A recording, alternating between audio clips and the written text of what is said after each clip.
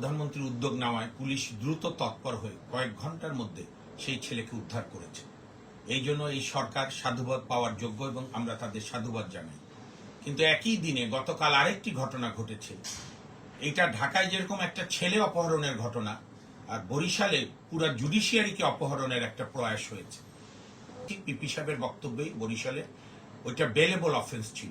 তারপরও যে কোনো বেল আদেশের বিরুদ্ধে রাষ্ট্রপক্ষ বা যে কেউ সংক্ষুব্ধ হয়ে উচ্চ আদালতে যাবে। অর্থাৎ সালমান সাহেব তার জাতির উদ্দেশ্যে প্রথম ভাষণে বলেছে যে দিন শেষে এই সরকারের আসল কথাই হচ্ছে আইনের শাসন।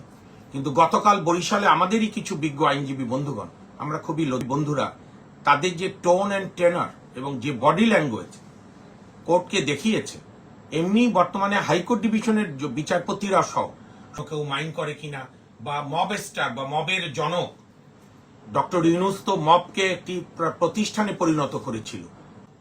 কারণ বেলে কোনো অর্ডারে জামিনে ভুল হতেই পারে বা কোনো পক্ষ এগ্রিড হতেই পারে, কিন্তু তার জন্য উচ্চ আদালত আছে।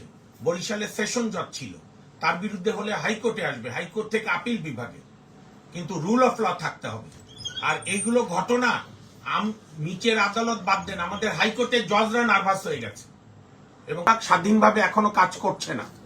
এই ঘটনা আরো আমাদেরকে অন্ধকারের দিকে ধাবিত করবে।